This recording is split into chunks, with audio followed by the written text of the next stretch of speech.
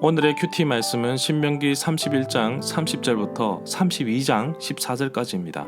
제목 하나님의 슬픈 영가.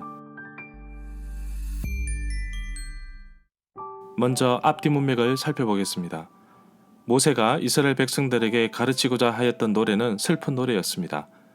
자신은 비록 가나안 땅에 들어가지 못하지만 여호수아를 세워서라도 가나안 땅에 들어가서 여호와를 섬기고 살았으면 하는 바람이 있었지만 모세는 광야에서 이스라엘 백성들을 겪어본 결과 금세 배반하고 돌아서며 음란한 우상을 섬길 것을 짐작하고 있었던 것 같습니다.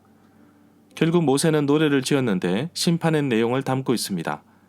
신명기 32장부터 시작되는 노래가 그렇습니다. 모세가 이스라엘 백성들에게 가르치고자 했던 노래의 핵심은 여호와 하나님께서 자기 백성을 끝까지 부르시고 사랑하시는 노래입니다. 하나님은 언제나 그의 백성을 기다리시는데 이스라엘 백성들은 자꾸만 떠나갑니다. 신명기 32장부터는 하나님께서 이스라엘 백성들에게 전해주시는 슬픈 영가의 내용입니다. 문단을 나눠보겠습니다. 31장 30절부터 32장 9절까지는 완전하시고 공의로우신 하나님, 32장 10절부터 14절은 인도하시는 하나님, 31장 30절에 보면 모세가 이스라엘 총회에 모인 모든 백성에게 이 노래를 끝까지 들려주었습니다. 32장 1절에 보면 모세는 이스라엘 백성들에게 강력하게 말하는데 천지, 하늘과 땅을 불러 정글을 삼으면서 도전하였습니다. 2절에 보면 모세의 가르침의 말들은 생명을 주는 이슬과 비에 비유되고 있습니다. 3절에 보면 신명기 31장 30절부터 32장 3절까지는 이 노래의 서문에 해당됩니다. 모세가 이스라엘 백성들의 미래를 내다보며 심판의 내용을 담은 노래가 신명기 32장인데 그 시작이 아주 광범위하게 시적으로 시작되는 것을 볼 수 있습니다. 4절에 보면 여호와 하나님을 반석이라고 표현하였는데 신명기 32장 18절에서는 너를 낳은 반석이라고 표현하였습니다.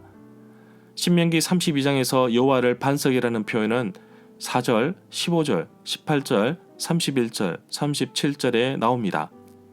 여호와의 진실하심을 확신하는 표현을 반석에 비유하고 있습니다. 이 구절에서 변치 않으시는 여호와 하나님, 공의롭고 진실하신 하나님이라고 말하고 있지만 하나님의 백성 이스라엘은 정말 그 은혜를 잊어버리고 배반하며 떠났습니다. 배은망덕한 삶을 살았습니다. 그러나 곰곰이 생각해보면 남의 일만은 아닌 것 같습니다. 오늘날 그리스도인이라고 하면서 하나님께서 베풀어 주신 은혜와 축복을 외면하고 마치 자기가 삶의 주인인 것처럼 살아가는 것을 볼 수 있습니다. 이런 삶이 배은망덕이라고 하지 않을 수 있을까요? 5절에 보면 여기에서 이스라엘 백성들의 죄를 지적하는 것은 앞으로 가나안 땅에 정착하면서 여호와를 배반하고 떠나고 음란한 우상을 섬길 것이라는 전제로 지적하는 것으로 봅니다. 이스라엘 백성들은 신실하지 못하여 하나님의 백성이 될 만한 사람도 아닙니다. 9절에 보면 하나님께서 여러 모든 나라 가운데 이스라엘을 선택하셨고 여호와의 소유가 되었는데 그렇기 때문에 이스라엘은 이제 하나님의 소유가 된 것입니다.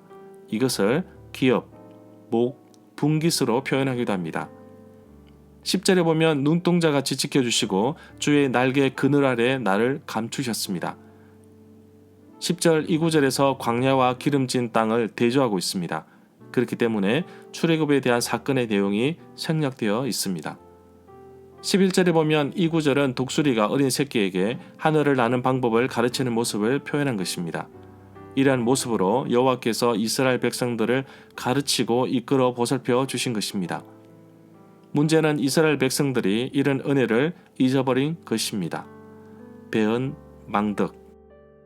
12절에 보면 성경에서는 여호와 하나님께서 이스라엘을 이끄시는 모습을 마치 목자와 양에 비유하고 있습니다.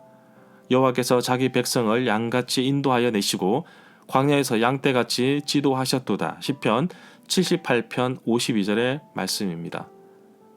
13절에 보면 여호와께서 그가 땅의 높은 곳을 타고 다니게 하시며 라는 말은 여호와께서 그들에게 산지를 차지하는 것을 허락하셨다라는 의미로도 받아들일 수 있습니다. 이 구절에서 광야에서 머물고 있던 이스라엘을 엎조린 노래가 가나안 땅에서 거하고 있는 이스라엘로 바꾸고 있습니다.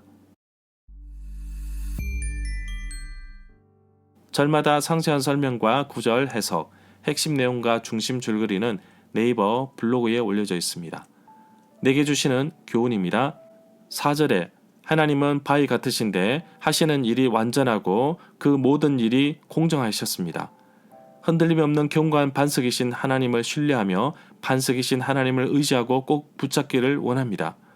요즘 너무 많은 시험거리와 어려움 속에서 나의 신앙이 자주 흔들릴 때도 봅니다. 사람마다 저마다 다가오는 시험, 유혹이 다르겠지만 중요한 것은 그런 환경에 대처하는 나의 모습입니다. 지금 가장 힘들게 살고 있다는 어떤 집사님의 말씀을 들었습니다. 그러나 더 중요한 것은 어려움과 힘듦이 앞으로 더 크고 많이 올 것입니다.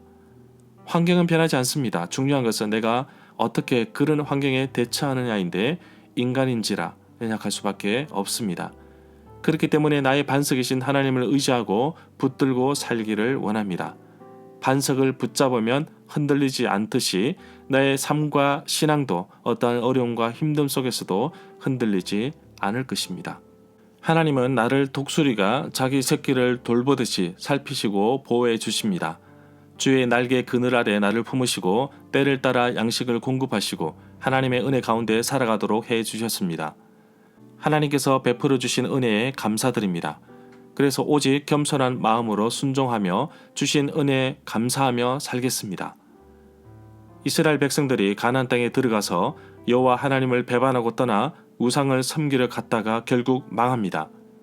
이때 모세의 노래를 듣고서 아하, 우리가 하나님을 배신했기 때문이구나 라고 깨닫게 되는데 나의 삶에서 하나님께로 바르게 향하도록 인도하는 것은 무엇이 있습니까? 나침반이나 내비게이션처럼 오직 하나님께 향하도록 하는 것이 있으십니까? 정말 시험과 유혹이 넘쳐나는 이 세상에서 오직 하나님만 바라보도록 나를 바른 길로 인도하는 것, 바로 하나님 말씀을 붙들고 살겠습니다.